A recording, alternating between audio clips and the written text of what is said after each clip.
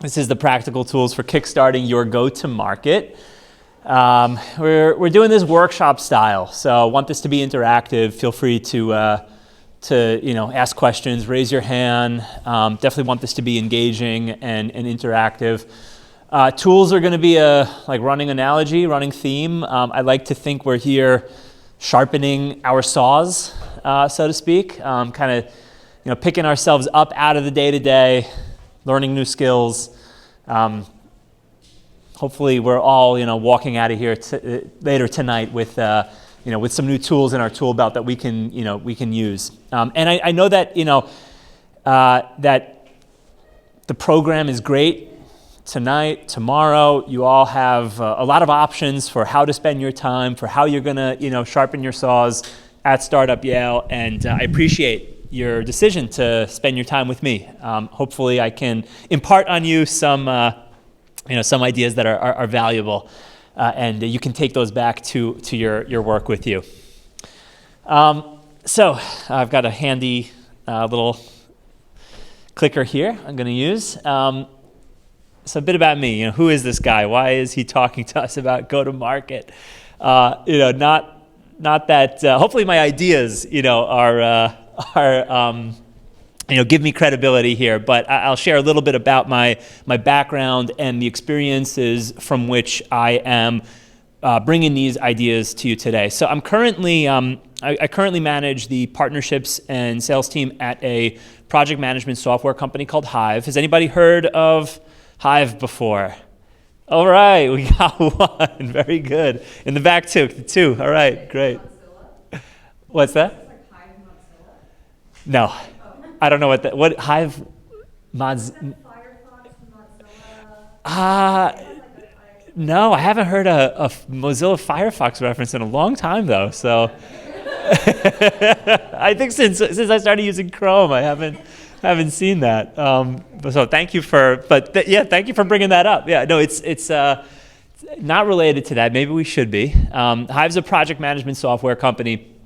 Before that, I had experiences working at software companies like Google and Airtable. I think maybe Airtable is a little bit more familiar.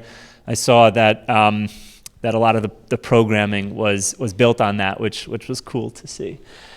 And then I also have some experience in management consulting, McKinsey & Company. I think this is valuable in doing partnerships at software companies because our best partners in software are services companies like McKinsey, and so having had that experience has been useful for me. And you see that probably the least familiar logo, Diagram Collective on the bottom left there. I also manage a small angel investment fund with a bunch of my former colleagues from Google. We started doing that about 5 years ago, and so if you have your own startup and you're looking for seed funding, we can talk about that as well. So that's about my career, but that's not who I am. Everyone's traveling with me, so if you see a dog that looks more like a stuffed animal running around the halls in this hotel at any point over the next couple of days, that's Mojo. You can just give him a treat. You can call him Mojo, give him a treat, and he won't bother you. But also traveling with my 1-year-old son and my wife, and so really excited to be here. But just wanted to give you the personal side too. And so let's get into it. It's a little bit of a different format for me. My participation with the program at Yale has been through the summer fellowship at the Tsai Center, and in that forum, in that setting, everyone was a startup founder, right? Everyone had their company. Everyone was like really interested in learning about founder-led sales, and kind of taking these like practical tools for go-to-market and using it in their work. And I know that we have a little bit more of a diverse crowd in terms of of what you guys work on, right? You may be at a startup, you may be a student even, you may not be working, and so I'd love a few maybe some brave volunteers from the audience here to maybe just share an intro, and I'm very curious to know, what are you looking to get out of this workshop today? Brave souls. Yes, I'm going to give you the mic so it gets picked up by the recording. Absolutely. Hi, everyone. My name is Tatiana Davidovska. I'm a clinical researcher at Yale PTSD Stress Lab. And from the name, you could understand that my focus is on PTSD. And I'm Ukrainian, so I care a lot about Ukrainian people. And as you know, there's a war going on right now. So that's why my main focus in life is finding the ways how to treat PTSD and how to help people to live better life. And how I come up here is I have a startup idea, and I'm right now doing a customer discovery interview for it as a part of the iCorps program. And the idea is to combine the stress assessment of mental and physical stress in order to provide like early intervention to prevent the mental health development for veterans. That's it. Thank you so much. Thank you for sharing. That's great. You're in the middle of your customer interviews. So we're going to talk about what you're going to walk away from this session with, but I do think it's going to be valuable for you. I hope so, certainly. Who else? I'm aiming for 2 more. I'm going for 3 audience intros, 3 attendee intros. All right, I see a hand in the back. Thank you. Hello. Yeah, it's recording, yeah. Hi everyone. I'm Kanika, and I was a space scientist in India before this. Currently, I'm in my MBA at SOM, so this is my domain. I have a few business ideas, a few startup ideas, so I am looking forward to knowing if it's a feasible one to go to market with any of these. That's what I'm trying to figure out. Yeah, thank you. All right, thank you so much. Yeah, hopefully, we walk away with some of those tools that'll help you make that evaluation. Is this something to go to market with? All right, cool. One more. All right up front. Thank you. Thank you. Hi, I'm Nilesh. I'm from India, and I came here to research on mice and also build my product. I really want to get out of this session is like how to do US GTM on my product. I'm building Bibi AI. It's a research writing tool for academics. So how to reach out to them and how to go to market to them.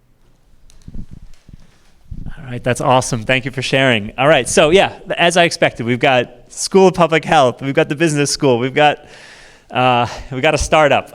Right? So I think that's indicative, I think, of the entire crowd. And so, I think though that there's really these tools are going to market, right? We think about like sales and marketing and startups, software companies, yes, but like really, I think useful, practical for whether you're selling product, a service, really selling an idea, right? Getting others to buy into your ideas. Hopefully, these tools are valuable outside of just the sales process, the sales motion. But appreciate you all, the 3 of you sharing, and welcome.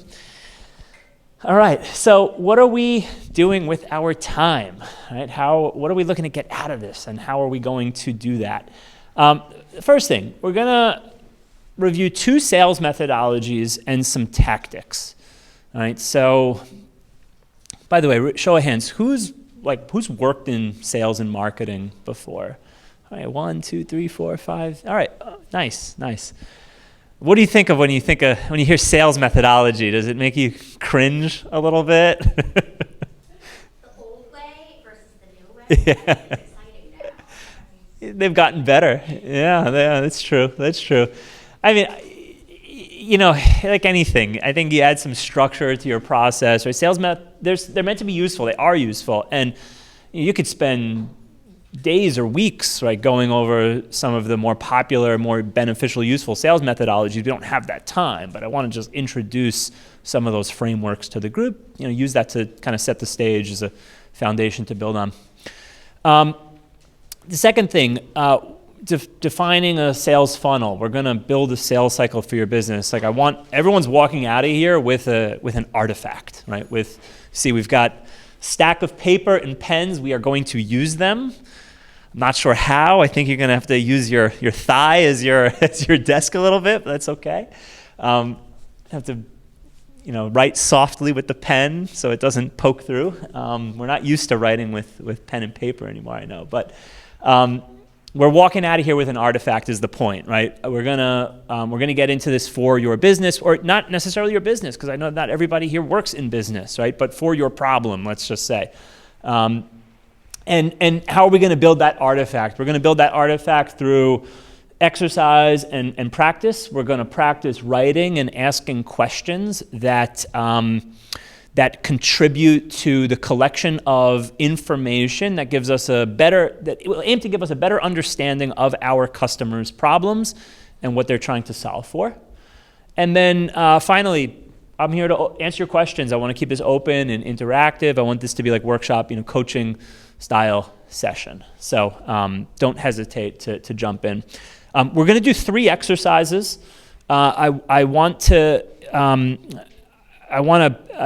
structure it or format it as basically taking like 10 minutes for each of you to do the exercise, and then taking 10 minutes to debrief, and maybe having some of the audience present what they came up with. I know we may have to shorten that from 10 minutes for each session, just given the time constraints, but that's going to come the final hour. Before that, we're going to get into those methodologies, and I just kind of set the stage and give you some of the concepts that are going to be useful in doing those exercises. So let's get into it. All right, sales versus marketing. Anyone want to take a stab? What's the difference? What's the difference between sales and marketing? Any ideas here? You're like, yeah, we came, so you tell us that, right? Why are you asking us? Yeah. And there's a lot of ways to think about this. There's no right answer either. Marketing, in my world, marketing is generating awareness, right? It's when we think of like a funnel, right? We think of someone who's in market for a product and you're moving them through a funnel, right? You're moving them through a decision funnel to ultimately buy your product. So marketing is at like the top of the funnel, right? Filling the funnel with prospects, with leads, right? And then sales is more hands-on, it's more direct, right? It's like talking to those prospects as they move through the funnel.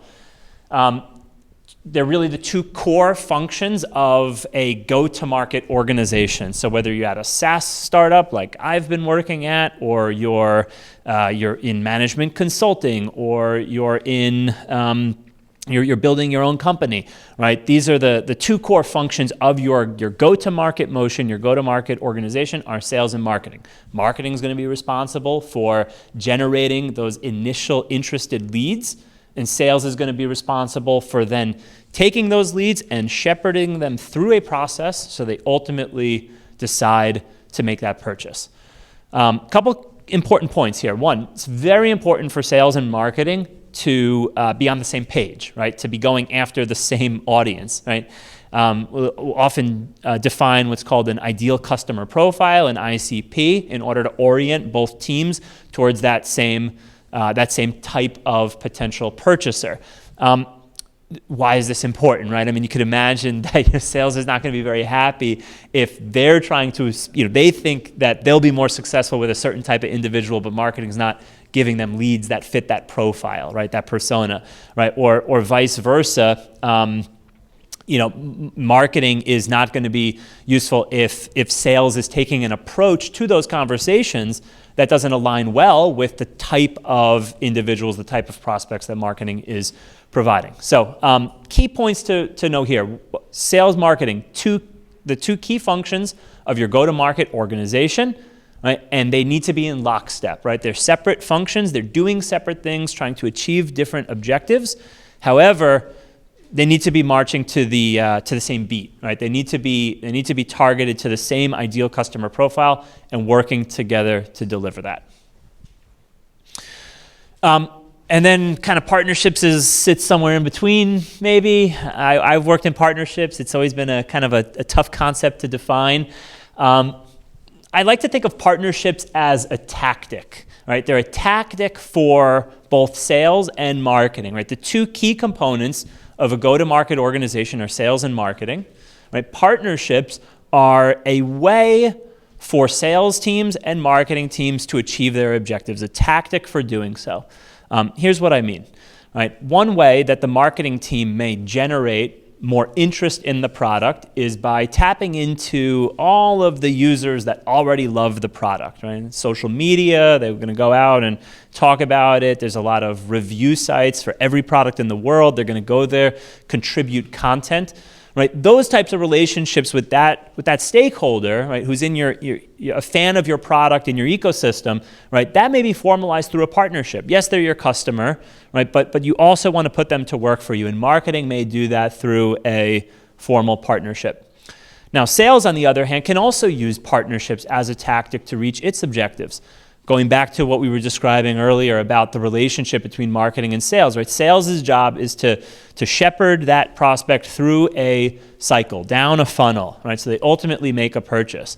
And there are going to be external organizations to your company that are helpful at various stages of that funnel. So, for example, a services company, right? You know that in order to implement the product successfully, they're going to need help from someone to help implement it, right? So there could be your partner, or you may even outsource your sales to a different organization. And it's often in universities, this is the case where if you're a software company trying to sell to a university, it can be very challenging, because they have preferred vendors that they purchase from, and so you want to work with them as resellers of your software in order to gain access to the customer. And so partnerships, you hear it a lot. It comes up a lot in go-to-market activities. It's not a core function like sales and marketing. I like to think of it as an enabling function, a tactic that is useful by sales and marketing teams to achieve their objectives. So any questions about this, about like the structure of a go-to-market organization, who's doing what, who's responsible for what, or how they might use partnerships? Any questions about that? Yes? So can you talk about, I have actually two things I'd like to explore. The first is how sales and marketing might work together. And then the second is, given that we have so many startups here today where they could just be, a couple of people, really small teams, what does that mean when multiple people maybe wearing multiple hats? Yeah, someone's got to do everything. Yeah. I mean, so I think for startups, a big risk is often hiring your first salesperson too early. That can be risky in the sense that if you haven't got your marketing motion down yet, then that person might not be very busy, and that's going to be frustrating. And so, the recommendation, at least in my industry, for B2B SaaS is, don't even think about hiring your first salesperson until you're doing $1 million in revenue. Until then, it's the job of the founder to close deals. The founder is a salesperson, and so and then the founder of a software startup is doing everything. That's what they've signed up for. To answer the first part of your question, how do sales and marketing work together? So let's assume you are ready to hire that first salesperson. I think the first thing you have to do together is define that ICP. You have to get together and align on who are you trying to sell to. Are you trying to sell to marketing teams in consumer packaged goods companies, or are you trying to sell to admissions officers at universities, right? I mean, you got to get really clear on that, right? Who are you trying to sell to so that both can go and build their motions, their activities towards that same ideal customer profile. The next thing I would do, though, once you've established that, we're going to go through a couple exercises next. We're going to talk about having a value-based conversation and defining things like the negative scenarios that exist at your customer that you want to speak to, that your product will speak to, right? And so the exercises we're going to go through actually are very useful ones for marketing and sales teams to do together at the outset before they go to market, so to speak. Does that answer the question? Yeah? Any other questions about sales, marketing, working together, partnerships, where that fits in, GTM structure? Yes? And actually, I should give you the mic so it gets picked up by the recording. Yeah, I'm sorry. We didn't get your question. Okay, I might need a very rudimentary understanding of what a partnership is here, because in the examples you gave, like an example was a vendor, So that's something I guess you hire or contract, pay for. Is this also a more creative definition of partnership? I just wanted to understand this word a bit better. Yeah, and I'm presenting this in the context of a software startup go to market, right? When we see partnerships appear there, who we're talking about are stakeholders to the company that are not necessarily vendors nor customers. Anybody else, right? Like relationship with really anybody who's not a vendor. And you could have partnerships with vendors and customers too, but it's giving a name to the relationship that exists between you and a stakeholder that's not a customer relationship and not a vendor relationship. When I say vendor, I mean a software startup is going to purchase AWS hosting, and they're going to purchase Airtable licenses, and they're going to purchase office space, right? And those are all vendors to the software startup. And then they're going to have all the customers, right? And then there's a whole ecosystem of other stakeholders around them that are potentially useful in terms of going to market together that don't fit those categorizations. And so useful to think about them as your partners. To take an example, I think the services company is a great one. Right? You're selling you have a software startup. You're getting ready to go to market and sell this product, and you know that your customers are going to need help implementing it and help managing it long term. Right? You're not going to do that as the startup. Right? You need to recruit services companies that might do that. They're going to get paid to do it. They want to do it, right? But they're not a customer of yours. They're not a vendor of yours, right? But they're in your ecosystem. They're helping you go to market. So that's an example of a stakeholder you might call a partner, and that's what I'm talking about. And it's a tactic, right? Who's that a tactic for? It's a tactic for sales, right? Sales knows that they're going to need to introduce the customer to a partner to implement it. They're not going to close the deal if they can't solve that problem for the customer. And so they introduce this services company. And so it's a tactic for them, right, to work through partners to deliver something that the customer needs. Does that answer the question? Yeah. So partnership can come into like a distribution channel, which is part of sales? Yes, it can. A partner can absolutely be a distribution channel, like a reseller or anyone else who's out there selling your product on your behalf. Yes. Cool. Shall I continue? Any other questions? So we're going to go through some of these exercises now, some of the concepts, I guess, that, back to the question about how can sales and marketing work together, right? One of the ways to do that is to start to overcome this. So I want to introduce a concept that I like. It's called seller deficit disorder, SDD. So what this refers to is basically when you get on the phone with that prospect the first time, you're at a severe disadvantage, right? We have to be kind of upfront and recognize that you're at a severe disadvantage. Why are you at a severe disadvantage? It's not like 0-0, right? You're not starting at the same point. Because I think that, buyers, right, we're sort of naturally inclined to, not want to talk to salespeople. Why not, right? Why not? Well, salespeople, there's a reputation, right? Salespeople can be pushy. Salespeople don't take the time to understand my business, right? They just want to close the deal. They have, misaligned incentives, right? Who's had a bad experience working with a salesperson in this room? Right. Everyone's hand should go up, right? Everyone's had a bad experience working with a salesperson. So, you're at a deficit, right? You've got to overcome that. And so,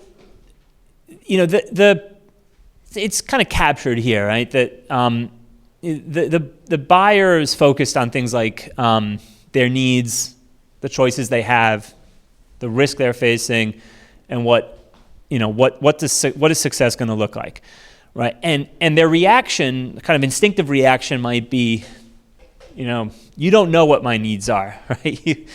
You the seller, how could you possibly know what I need?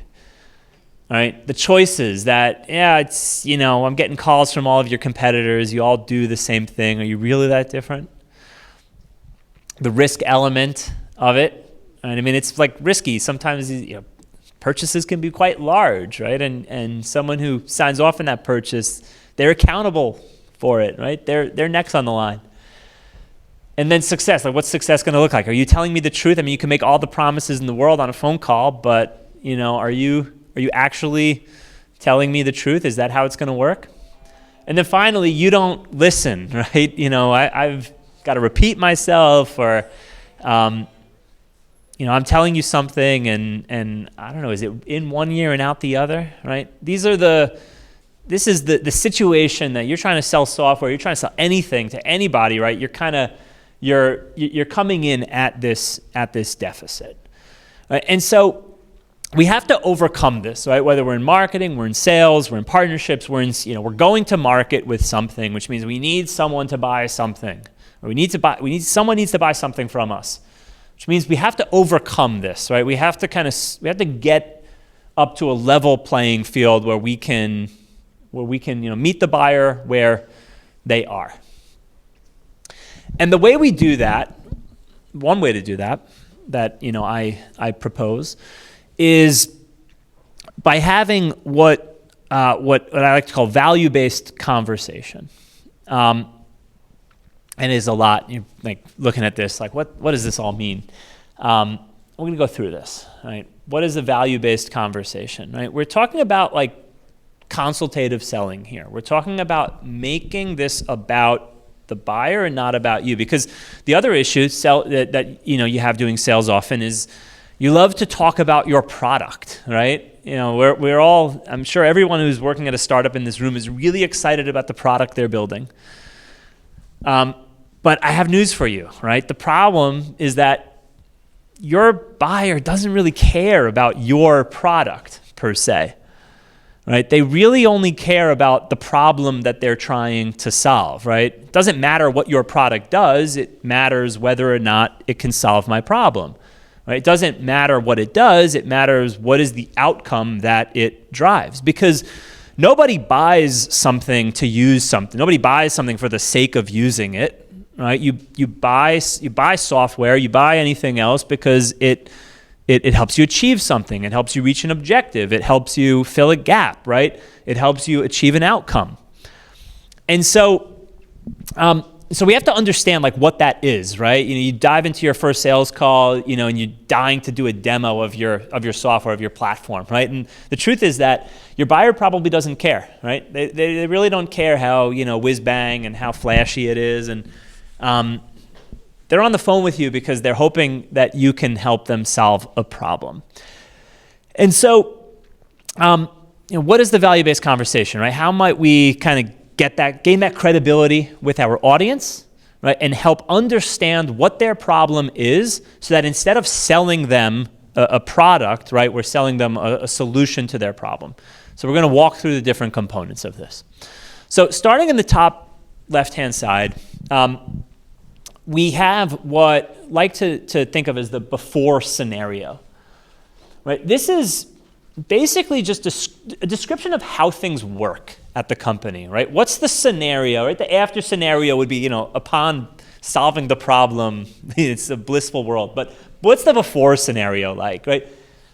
And we want to ask questions to our customer, to our prospect, to get them to describe this to us, right? Describe what life is like. Describe what work is like. Describe what your problem is, right? What is the before scenario? But it's not enough to just describe the scenario, describe the situation. Okay, you have to tie it down to the negative consequences of that situation, because we all measure things, right? The situation, the way that it manifests is some measurable consequence, right? Like revenue declined 20% last year, or a quarter of my staff decided to leave the company and I don't know why, or however it is. It's like the before scenario is that it was a tough economy and the product had a bunch of issues, but what are the negative consequences of that, right? Negative consequences are the business results that your customer cares about. Like what's the impact to the top line? What's the impact to the bottom line, right? And so we have to tie the before scenario to the negative consequences. And we have to ask questions to get our prospect to reveal this stuff to us, right? And we're going to go through an exercise to write some of those questions, start thinking about, what are those questions we want to ask, how to do it in a creative and clever way.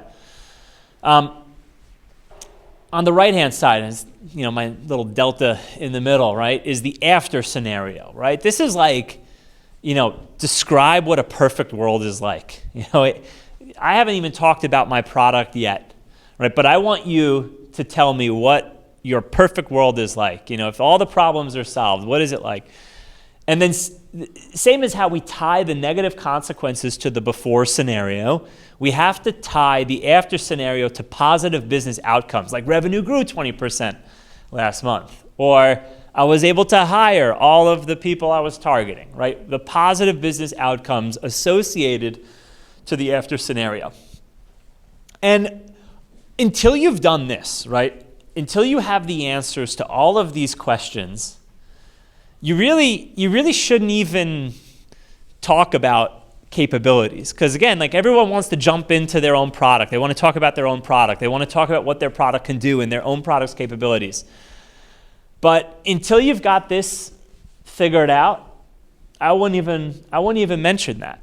Right? But once you do, once you have answers in all of those boxes, then I think you can start to move to the capabilities question. But it's not your capabilities, right? It's not, what your product can do. You want your prospect, you want your customer to express in their words what are their requirements, right? What are the capabilities that they need from the product that they are assessing and evaluating right now? What are the metrics that they're going to measure to determine whether or not those capabilities help them achieve the outcome they care about? And really, it's not until you have all of those things figured out that you start to talk about the bottom left, how we do it, right? This is like what we all want to talk about. We want to talk about our product and how we do it. But I would posit that you don't want to even mention that probably in the first couple of calls, right? You want to focus on the top. You got to figure out what's the before scenario, the consequences. What does great look like? What are the capabilities they need to achieve it? How are they going to measure that? And then you can start to talk about, well, once you've established those things, then you can start to talk about how we do it. And then you got to talk about how we do it better, because of course your competitors are saying they do it too. And then finally, the proof points, right? You want to be able to point to other customers. You want to be able to point to case studies. You want to be able to point to to evidence in the market that that your product is best at achieving what they're looking to do. And up and down, right? My little gray box in the middle there. Up and down, you're asking discovery questions. That's what doing discovery is. We're going to see what a sales funnel looks like. Discovery is the most important part, right? We're asking questions to get all of these answers. And so before we jump into the first exercise where we're gonna start to fill this out for our company or for your organization, for whatever it is you're working on right now, you can fill this out. One little tactic that I like to think about is asking how versus why questions. What's the difference here, right? How questions, right? When you ask someone how something gets done, you're going down the ladder with this question, right? It's tactical. It's how do you do it today? Well, we use Excel for that. How does that work? Well, I send an email to that person, and then they send an email to someone else, and it's very process versus why. I think why questions are more value additive. I think that why questions help us fill in more of the box here. You need how questions. You need to understand how stuff works, but you also need why questions to climb the ladder. Right? You need to understand why things are the way that they are in order to solve their problems. So when we go through these exercises, I want you to think about asking how questions and asking why questions in your discovery scripts. And so with that, let me see, what time is it? We've got 50 minutes left in the session, so I think we can spend 10 minutes with this. What I want to do for exercise 1 is I will ask that we have pen and paper here, and if you have your own or you want to do this on your laptop, feel free to do it that way. But what I want to do with exercise 1 is I want each of you to fill this out. Right? Think from your customer's perspective, right? This goes to like defining the ideal customer profile, right? You need to understand your customer because you walk into these conversations and you're asking questions to get this, right? But you should kind of have a sense of what the answer is, right? I mean, if you're there selling your product, you probably have a sense of the positive business outcomes your product enables, and you have a sense of the before scenario, why your customer is talking to you in the first place. So I want you to put yourselves in the shoes of your customers for this exercise and qualitatively fill this out, right? Describe the before scenario, the negative consequences of that, the after scenario, and the positive business outcomes of that for your customer. I'm going to walk around and be available for questions, anything you have, but let's take 10 minutes and let's go through this exercise to describe these things for our target customer.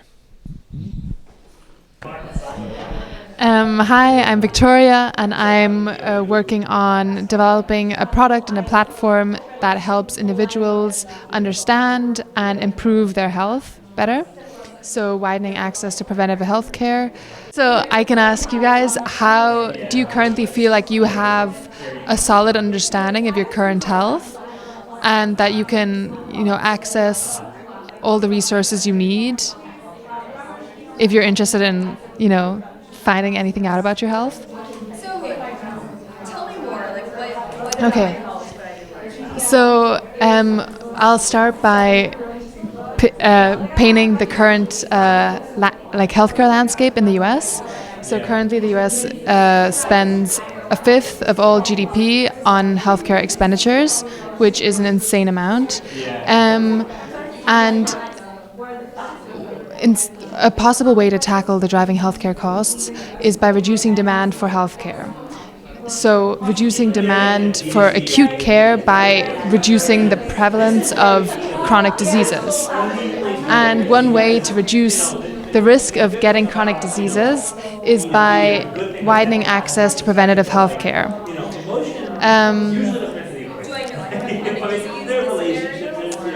No, but that's the whole. I don't know if I should be going before delving into my solution. I think the consequences of we see around us already unfolding are increased healthcare costs, and employers are also affected by this because you have, I think, 180,000 people call in sick to work every day, right? So think about all the lost productivity, all the expenditure on healthcare. In an ideal scenario, people can prevent getting sick in the first place, right? At least when it comes to chronic diseases. And one could do this by improved nutrition and also just getting the steps. Imagine if you were told, based on your information and on your data, that this is what you could do today to kind of mitigate the risk of developing certain chronic diseases. I guess that's...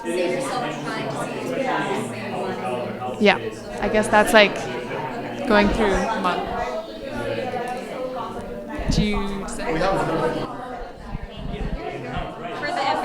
Hi, since I'm half in, half out, I'm actually a librarian at the university, in the university libraries, and I work with entrepreneurial students and business information.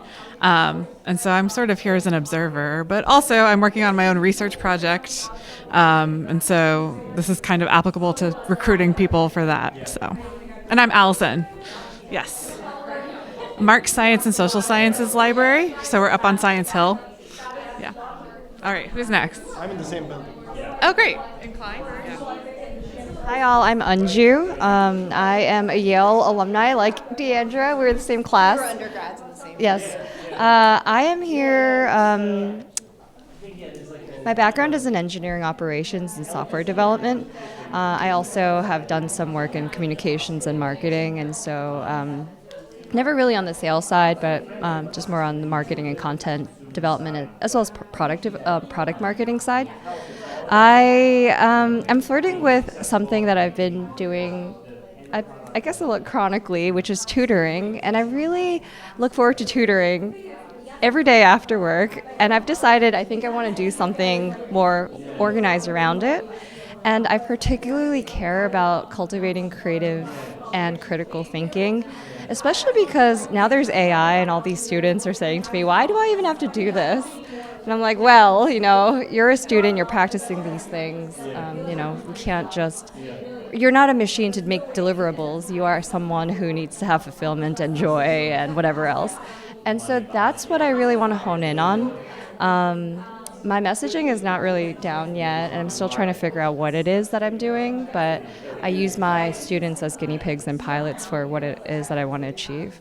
And so I think the negative consequence of this is like illiteracy and like depression and being a lemming. I don't know.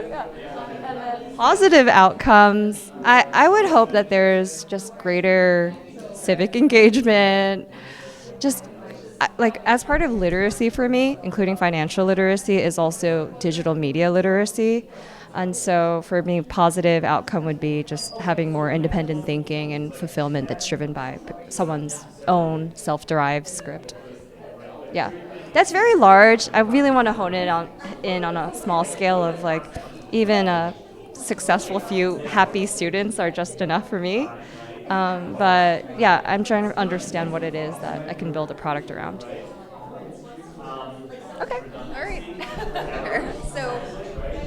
Yes. We have left. Yeah. So. What's your goal for? Right. So for financial literacy, before scenario, we have the millennials generation, for example. There is a lot of financial problems with that generation. There is really no financial education for anybody under the age of college, I think.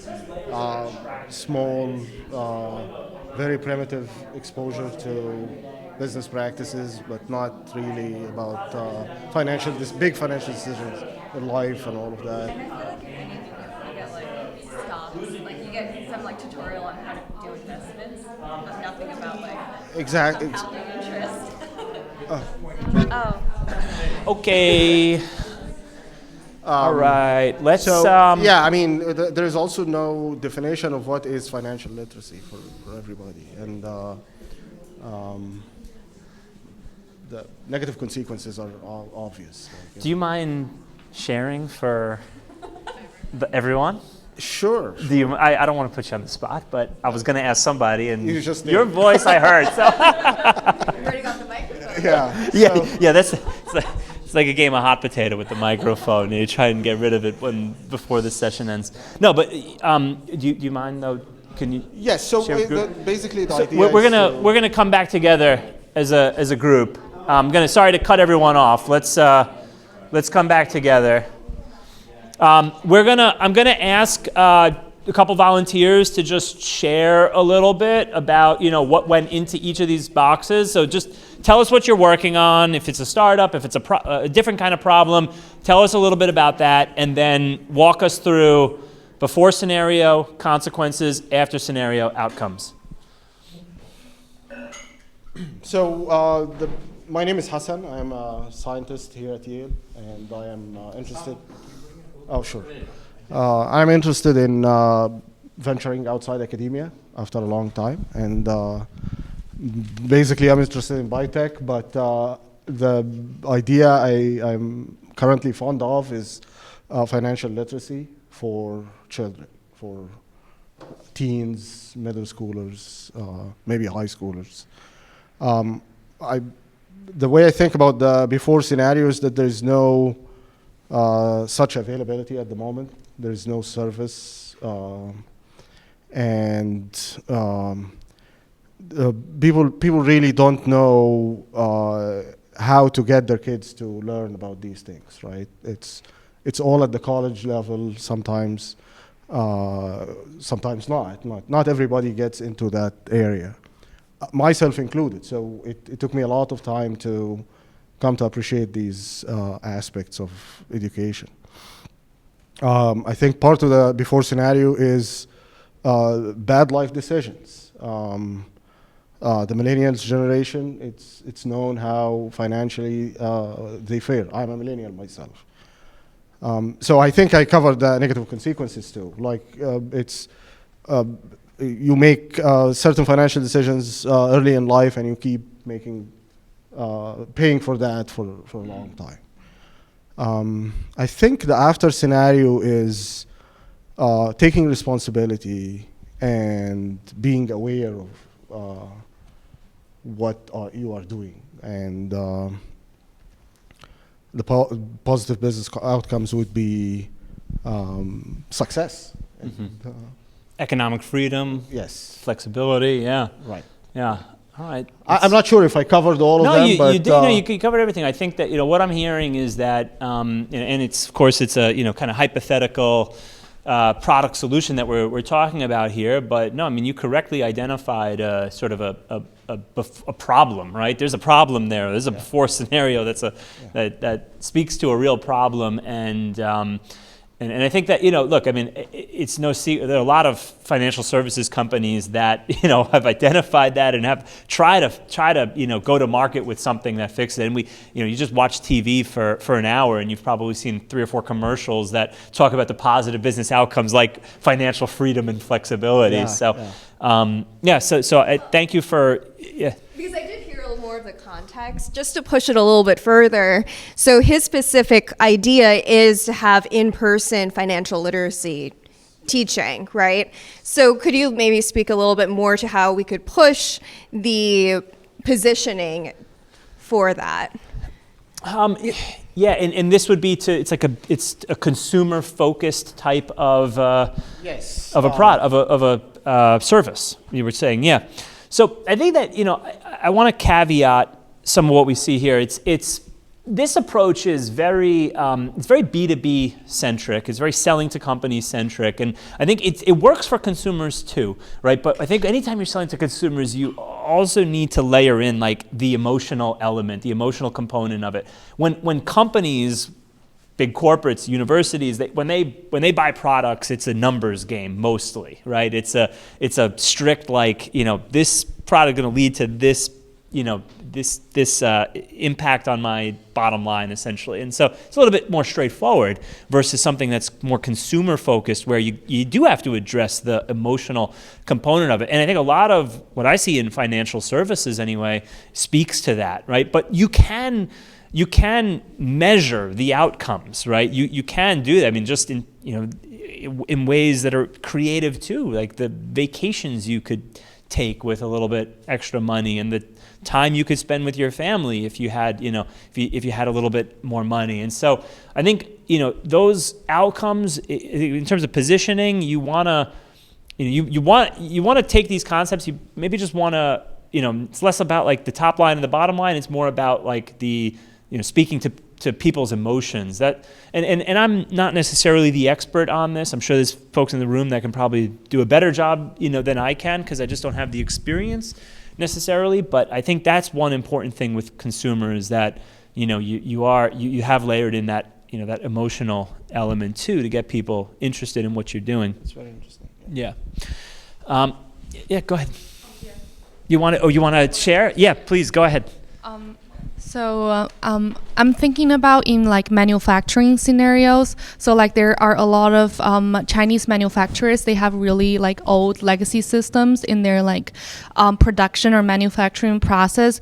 Like for example, there are a lot of like hundreds of SKUs, and then there are a lot of different departments that a product has to go through before it gets to like manufacturing and stuff. And like they're really outdated system like is causing problems. So like I guess the before scenario is like this totally manual and like integrated system is going to cause a lot of manual errors, and also a lot of like outdated codes are not being deleted in time, and like competitive order input and like confusion between different manufacturing units. And the negative consequences would be like the loss of production capability because the inability for human labor to track so many SKUs, and sometimes like the human errors went into putting the code, so like the production line would produce like wrong products, and that's gonna be at a consequence and a cost. So I guess the solution would be like an integrated system that tracks all the SKUs and also integrate all the departments or like the producing units system together. So like putting in one code would automatically goes to all department and track the progress. So the after scenario would be the operation will be much more streamlined, and everything is going to be in one place, and would reduce manual errors and a lot of like repetitive hours and wasted hours putting in like the manual operation of things. And the positive business outcome is like increased SKUs the factory can produce, and also the number of profit or operating profit that goes into paying these labors, and also the increased capability to increase like manufacturing powers and output. Yeah. I love that. So one thing I want to know how, right? Like you just described that to me, and I'm like, how? Like, what software is going to deliver that? Like, and so you didn't think about that, right? You're not starting with the how, not starting with this is what my product could do, but what it could help you achieve. Now I'm like primed, right? Now I'm like, all right, like tell me how, right? That sounds really cool. So wonderful job. I think the couple takeaways too, just points to make. The before scenario and the negative consequences, or the after scenario and the positive business outcomes, you're really just kind of describing the same thing at different levels of abstraction. And you could keep going deeper and deeper and deeper into the positive business outcomes. But ultimately, this speaks to the point around like what businesses care about, what consumers care about. What the business is going to care about is three things, right? At the end of the day, they're going to care about their revenue, right? Making more money. They're going to care about their costs and looking to reduce them. And then they're going to care about risk, which is more kind of, broadly defined, I suppose. But I think that the outcomes you described spoke to all three of those things, which is great, right? Because you want a holistic picture. A solution is going to help you achieve outcomes related to producing more, right? You said you can produce more SKUs in the factory. That's wonderful, right? It's talking about reducing cost, right? The time it takes to do something that's lowering cost, and then removing errors. That's all about risk. So you spoke to all three of those things, which is wonderful. So I guess my question is, so like before scenario is a more general understanding of like what is happening on the ground, where like the consequences are gonna be more detail oriented with like metrics and like covering more specific. Yeah, I think, like the before and the after scenarios are more qualitative, the consequences and the outcomes are more quantitative, right? And then you can quantify it at different levels of abstraction. You can keep digging and digging and digging until you ultimately get to, this is going to help you grow top line revenue, this is going to reduce your costs below that, or this is going to mitigate risk for the company. It could, every positive business outcome or negative consequence could be described in those terms, and you want to be able to get there. And like in the discovery processes, like these are the questions we want to pose to the customers, right? Yeah, no, exactly. And so I think that's a wonderful segue. I lost my clicker here. It's up here. Okay, so yes, thank you. What was your name? Yao. Yao, thank you, Yao. A wonderful segue. You did my job for me. So the next exercise we're going to do is we're going to write a set of value-based conversation questions, right? These are the questions that you're going to ask. These are leading questions, right? It's okay to ask leading questions. Again, you know the answer, right? You have an idea of what the customer is going to say. They're going to say the things that were in the chart you just made, right? We want them to say this. So what questions are you going to ask to get them to say those things? Before we do it, though, I want to take a look at this. This is a sales funnel. Earlier, I talked about, the job of a salesperson, shepherding a customer through a sales funnel.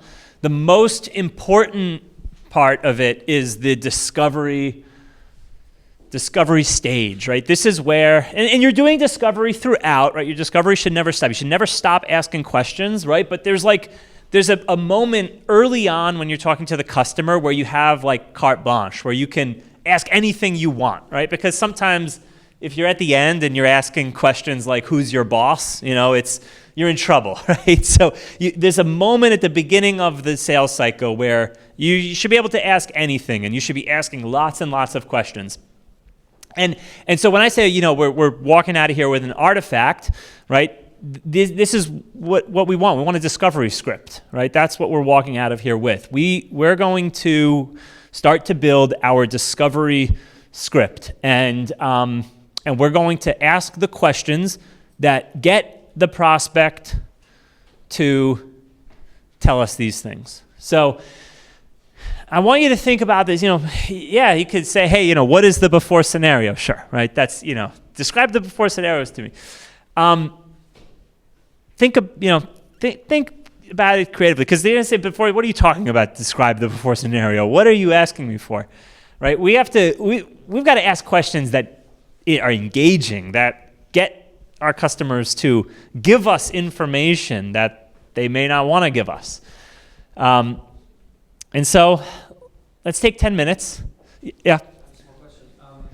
Regarding basically, there's different types of products that you could sell, right? There's a product where you actually have a really big need in the market or in the company that you're selling to, and there's more of this upsell type of situation. Actually, let me give you the mic. Yeah, so just to repeat the question, basically, very simple differentiation, two situations. One is like this hair on fire type of problem which you're solving with your product. The other one is more of a upsell type of thing where people already have something in place. But you want to sell them something that might work better or is cheaper. And I'm guessing that also has an effect on how you would ask for these before situations, right? Because either they would tell you about their problem, or they would be like, hey, everything's working fine. Like, what do you want from me? Yeah, absolutely. There are big problems and there are small problems. Your product should solve a problem, right? But it doesn't need to be a big problem at the company. And different companies are going to have different ways of managing that. And different people in the company are going to have different perspectives on what's a big problem, what's a small problem, right? It's a big problem for sales, but it's not really a big problem at all for product or for engineering, right? So you're right, though. Everything is context specific. Everything is relative to the problem, right? The questions you're asking need to be appropriate to the problem that you're solving for, right? You wouldn't, if it's a small problem, then you probably wouldn't ask how the problem affects the CEO, right? Because maybe it doesn't, right? And then you've lost credibility if you ask a question that that overstates the problem that you're solving. So I think I'm in alignment with that. I think that you have to be context specific. It's got to be relevant, depending on what you're selling, who you're selling to, and the size of the problem. You're going to be asking. I think you're going to be asking different questions in the chart that we're filling out, because you're asking these questions and you're taking notes, right? You're on the phone with a prospect and you've got this up in front of you, because when you're asking them questions about, what contributed to the decline in sales in North America last year, right? Where does the answer to that go? Where do you guys think the answer to that question goes? What contributed to the decline in sales in North America last year? Right? That's a before scenario question, right? That's saying this is the way things were. And so you've got this chart up. You're filling your answers as you're asking these questions. Does that answer the question? Yeah. Just a very tactical Yeah, yeah, oh yeah, yeah. Yeah. Everyone's got their own way of doing it, but Salesforce has Salesforce Hubs, whatever your CRM is, they let you take notes in this format. Yeah, you can set it up that way. Yeah. Yeah. I mean, you set it up the way. Yeah. This is integrated. No, I mean, I've worked the sales teams like you weren't allowed to close an opportunity and send an invoice to a customer unless you had every one of these filled out because after you close the deal and you hand it off to an account manager, if they don't know this, like how are they gonna? They're the ones who are expected to drive the outcome, right? So yes. 1,000%, like this needs to live in a CRM. You got to be taking notes while you're on a call. If it's pen and paper, fine. If it's directly into your CRM, fine. But you got to be taking notes.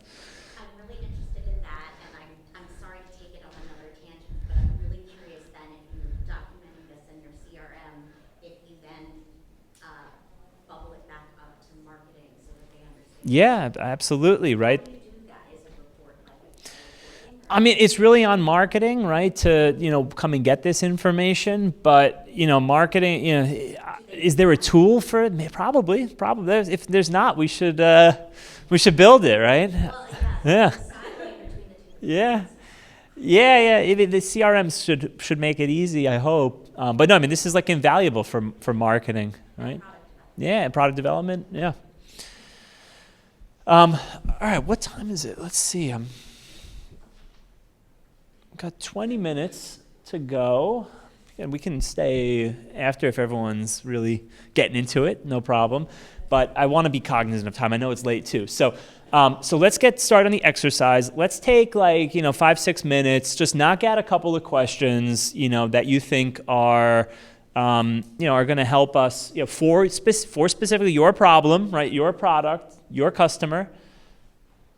Start to write questions. Let's start to build the discovery script.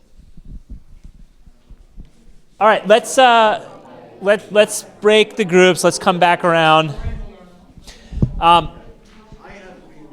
Brave volunteers to share a question.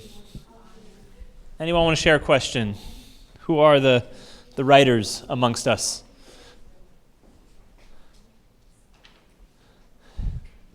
All right, thank you.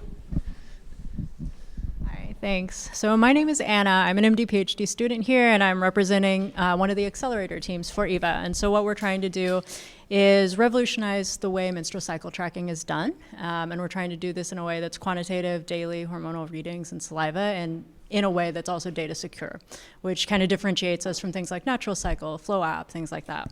And so we're in the midst of our customer discovery right now, and we've done some preliminary interviews. And the way we've kind of been framing this is around our 3 major hypotheses. And so the first of which is that kind of anecdotally, we're a female-founded team, and so anecdotally, we have seen personally and with friends and things that there's been kind of this shift away from long-term hormonal contraception, and we've seen this in literature as well. And so the first thing we kind of wanted to validate was is this true? Is this something that people really are starting to think more now about moving away from hormonal contraceptive options? Are they looking for things that are maybe non-hormonal? And so following off of that, do they have an awareness of cycle tracking, and that is an option, and what do they see as the use value of it, not only from a conception standpoint, but also just reproductive information as kind of a base operating system for the female body, and how that may also impact mental health, metabolic, so on and so forth. And then the third hypothesis that we've been looking at is this data privacy. And that so far has actually been the most interesting point for us, because we went in thinking that everyone, particularly post-OBS, would feel very strongly about keeping their reproductive health data private and would only be interested in local data storage. But what we found is there's actually a really significant group of women who are interested, yes, in data privacy, but more so even in integration. So maybe they're using Oura Ring or Apple Health, something like that, and they're I have all of this cool data here, I want to take this other cool data and I want all of it to be able to sync together so I can get even more personalized recommendations. So we're kind of pivoting also in that direction. Cool. Question? Yeah, please.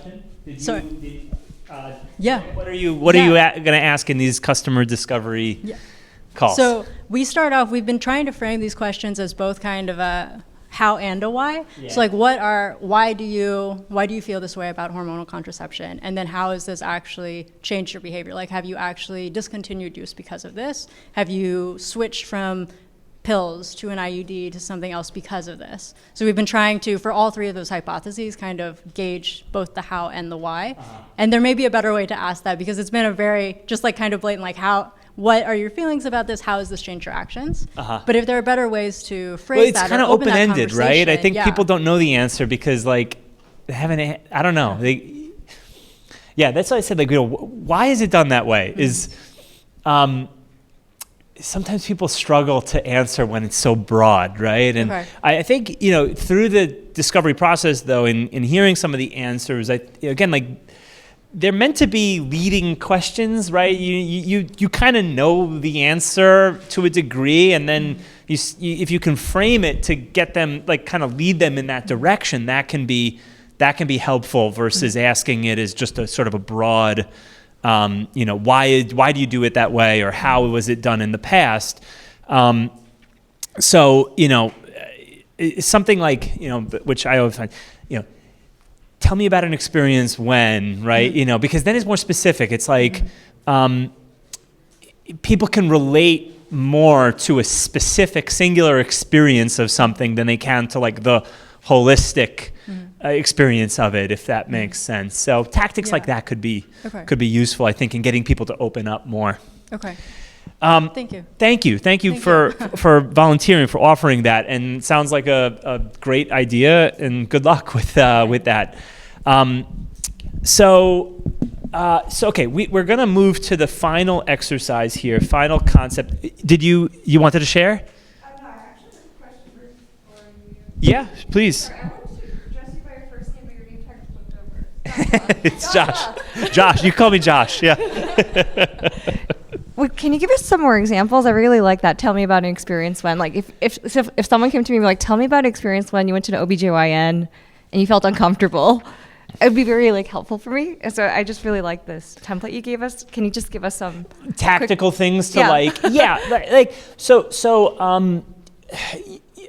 I think that, that's one, like, if relate it to a specific experience versus, like, a broad experience overall, right? Like, tell me about your last XYZ thing, or tell me about the time when it was the worst, like, in the B2B context, right?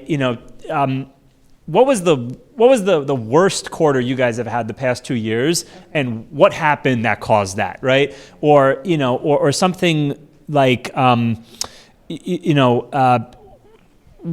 what does the best sales rep on the team do to prepare for their calls, right? Instead of like what are ways to prepare for calls well, it's like, tell me about, like, the best person on your team. What do they do to prepare for calls? It's like, then someone's like, oh, okay, well, let me think about who's the best person on the team, who does sales. Okay, that person does. What did they actually do versus, like, fishing for the answer amongst a bigger pool of people. So I think, like, specifics like that can help, right? Asking specifically about a person or a time when or an experience versus just asking it in a more open-ended way.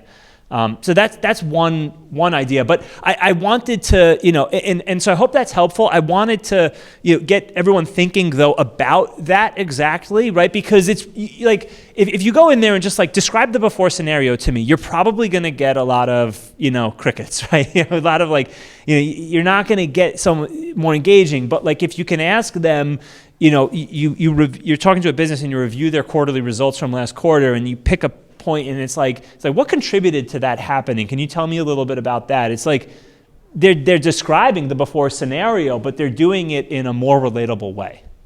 Does that help? Does that answer the question? Yeah, very much. I mean, just to recount some things you said, I really like the idea of making someone highlight an extreme case, a superlative case, most, best, worst, recounting a memory, you doing research, and then referring to it. So I think a lot of those. All those are tactics that are useful in, like, getting people to open up and share more, because that's what you're on. That's what you're after, right? That's what you want people to. On these calls, you want to do very little talking on your discovery calls, right? You want the prospect to do most of it. Did I lose it?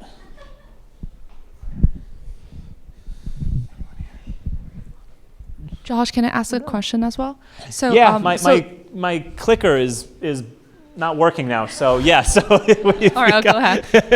So the floor is open, I guess. So the 4 boxes are areas of questions you want to ask a customer, right? So Yeah. like the after scenario and the positive business outcomes, like here, do you, like before you ask this question, do you ask the customer to tell you like what do they think the solution would be? And for the after scenario and the positive business outcome is like what they think if they adopt that solution, the positive outcomes is gonna be. So like the customer has to like kind of tell you what their solution is, right? Yeah, no, not even, right? I think like you don't even want to talk about the product yet, right? You want to talk about their life and their world agnostic of a solution, right? This is more just getting them to open up about their day-to-day. That's the before scenario. Open up about your day-to-day, about your work, about what you're doing. Tell me about it. Like what is and then ask about the problems, right? We're trying to define a problem, right? And then we're trying, with the negative consequences, we're trying to tie that problem to measurable, specific ways that we could that problem manifests, right? That we can use to that are powerful, right? And you can say like revenue decline, or a huge cybersecurity issue, or right. Those are the consequences of the before scenario. So you're not even yet talking solutions. So I guess my question is like for the customers, we don't like the after scenario and the positive business outcome questions are not for the customers, but more like for us, right?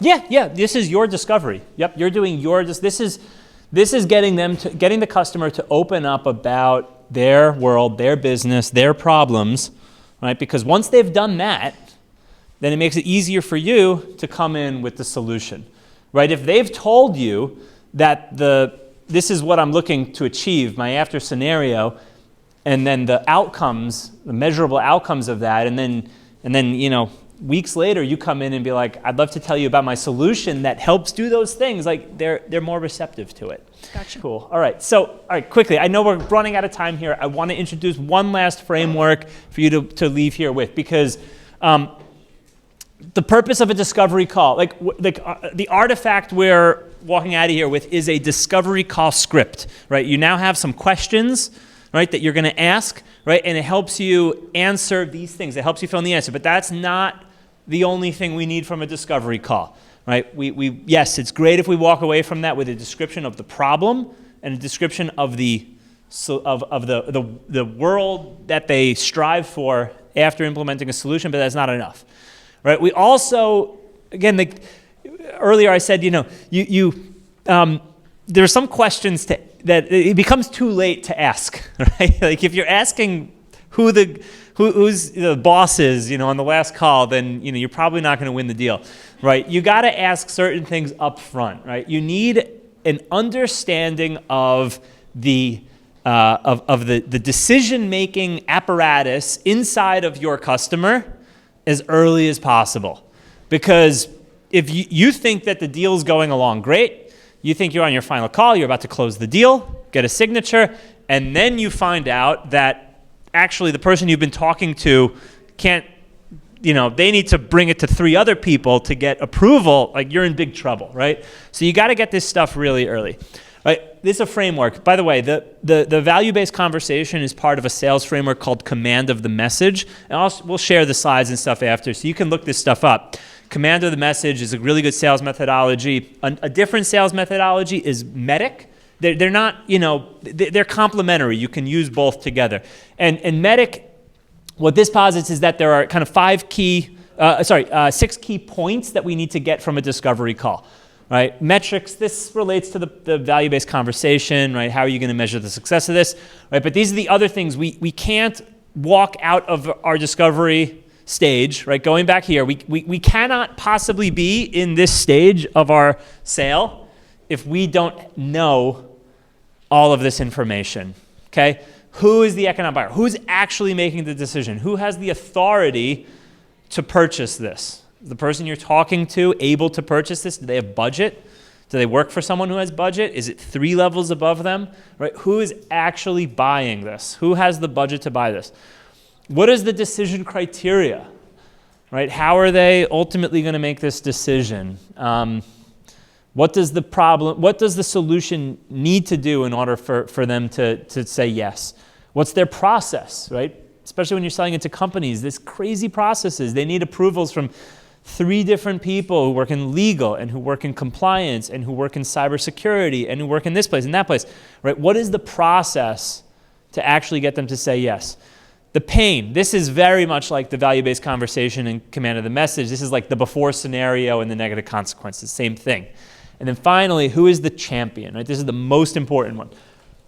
Because at the end of the day, if you don't have someone inside of the company that you're selling to who is championing for you, who is selling this, because chances are the person you're talking to is not the economic buyer. They're not the one with the budget who's ultimately going to make this, right? But they can be your champion, right? And it's up to you to equip them and enable them to go to bat for you when you're not there, right? They're going to have to convince someone ultimately. And so you need to know who your champion is. And you got to be real with yourself. Are they a champion or not? Like, are they going to hang up from the call and like badmouth us to everyone around them, or are they actually going to, advocate for us, right? And so, last exercise, we're going to complete our discovery script here, and we'll just take a couple of minutes here. But the thing we want to do is write down a few more questions, right? How are we going to get this information? Okay. How are we going to use this, complementary to the value-based conversation we're having, but what are we going to ask to get this information so that we have a full discovery script? And with that'll be your artifacts. I'll leave you with some ideas here. The champion thing I think is the most important. I think it's also the most interesting and place to get creative. I'll leave you with a couple ideas. I mean, the question is how do you know if someone is your champion, right? How do you know? And you have to test this person, right? You have to test them. Has anybody experienced that before in a sales cycle where you had to like give someone homework, see if they did it? I see some smiles and nods. Yeah. I think that's one way to do it, right? If someone is unwilling, if the person you're talking to at the customer is unwilling to introduce you to their boss, that's a flag, right? That's a flag, right? I think it's a perfectly fair thing to say, hey, let's say you have all the information, you understand the economic buyer is the VP of marketing, and you're talking to a marketing manager, and you're a few layers away. You haven't even talked to the person who's ultimately going to make the decision. And you say to your champion, we have to start to prepare the presentation for the VP, and I'd like to talk to your director, the person above you, to share with them. And they say, I'm not ready yet. That's a flag, right? That's a way to test somebody. It's like, are they willing to go out of their way? Are they willing to do something for you? The other thing too is just the homework. Like, hey, can I get a visual breakdown of how some process works so that I can help you understand? And then that email never arrives, right? That's a flag. They may not be your champion. So you have to do these things to judge whether or not you truly have this right information. Because if you think you have a champion and you don't, you could get into trouble later on. Well, look, I mean, you always have to be willing to walk away, right? But you want to salvage the champion. I think then you need to prove value, right? That back to the value-based conversation. You need to just do more consultative question and answer, right? Ask more questions. In order to build a champion, your champion's problem down here is different from the VP's problem up here. Right, and so if you're talking a lot about this, like we're going to provide your executives with better visibility into the business. Right, your person doesn't care, right? And so if you spent your whole value-based conversation asking questions about why something happens, that they're not, they're talking about what someone else decided, then you haven't yet maybe connected to their problems. So. So I think the best way to salvage it is like go back to that conversation, ask questions to really reveal that person's pain, and then if you can, if you can connect that with your solution, then you maybe have a champion, right? But then you have to test it, right? You have to test them. You have to give them homework. You have to ask them for things, and that can be uncomfortable, but you have to do it to understand if you really have someone invested in what you're doing and who will advocate for you. Cool. So, that's your artifact. I hope that this was useful, that this is valuable, that you're all walking out of here with a script, like a literal script. Like, on next Monday, I want you to use this on a call, right? You have a prospect call scheduled for next week. Like, use this. Ask these questions, right? See how this goes, and stay in touch, right? Let me know how this goes. I want to hear it. I want to hear if you're asking these questions. You're getting good answers. You're getting good feedback. I really want to know about it. So you can connect with me here, LinkedIn, or send me an email. But again, I know you have a lot of options for how to spend the time at this conference, and I really appreciate, very grateful that everyone, all of you decided to join me. So thank you very much, and have a good night and enjoy the rest of the conference.